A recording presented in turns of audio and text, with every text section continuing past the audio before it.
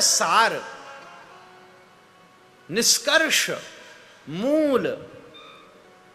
वैसे मद एक मन के विकार को भी कहते। षड विकारों में एक मद भी विकार है मन का। और जब ये मद किसी जीव के ऊपर चढ़ता है तब वो मदश्नुत हो जाके न जाने क्या कर जाए, बाद में उसे पछतावा हुए। जब ये मद किसी हाथी के ऊपर चढ़े और उसके गंड को विदर्ण करके जब मद की धारा चुचावे तो पेड़ को उखाड़ करके फेंक देवे। मद का अर्थ होता है मकरंद। जैसे हाथी जब मदश्नुत होता है तो झुम करके चलता है, किसी के बस में नहीं आता। ऐसे ही जब श्री प्रिया जी भी कृष्ण प्रेमोन्माद में वैदग्ध सिंधुर अनुराग रसैक सिंधु वात्सल्य सिंधु रति सांद्र कृपैक सिंधु लावण्य सिंधु अमृत छवि रूप सिंधु। जब श्री प्रिया जी भी वैदग्ध सिंधु, सबसे पहला सिंधु है वैदग्ध। ये वैदग्धता क्या है?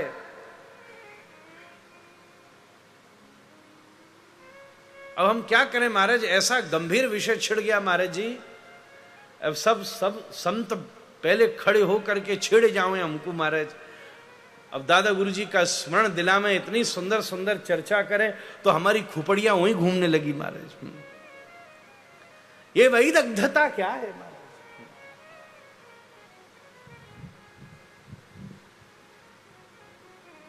संसार दग्ध होता है, प्रेम विदग्ध होता है। दग्धता और विदग्धता का अंतर है जलना और पकना।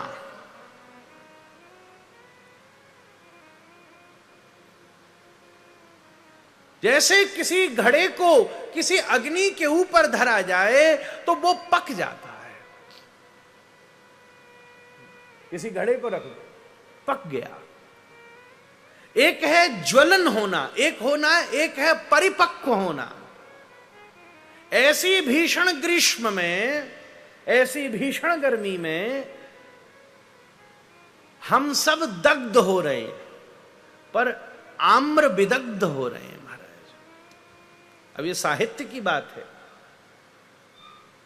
जनमानस तो दग्ध हो रहा है, ओ महाराज क्या गर्मी पड़ रही है, पर वहीं दूसरी तरफ कोई कह रहा है ऐसी गर्मी पड़ रही है जब तो ऐसे मीठे आम खाने को मिल रहे हैं महाराज। इसी गर्मी में प्रकृति दग्ध, जीव जनमानस दग्ध हो रहा है तो आम्र विदग्ध हो रहा है। दोनों में भेद है, बहुत भेद है।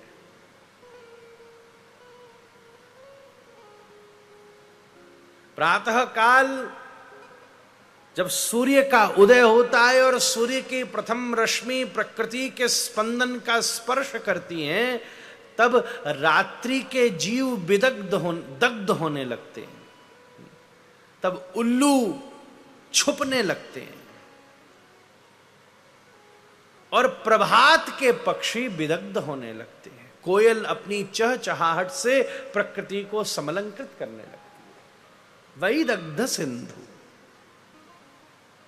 संसार का प्रेम मोह में अनुबद्ध होने के कारण केवल दग्ध हो सकता है, पर श्री कृष्णानुराग दग्ध नहीं करता, श्री कृष्णानुराग विदग्ध करता है, पकाता है, जलाता नहीं है।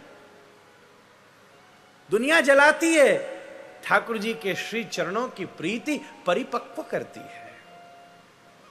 इसलिए जगत का संयोग आनंद देता है, श्याम सुंदर का वियोग आनंद देता है, क्योंकि वियोग में विदग्धता है और विदग्धता में परिपक्वता है।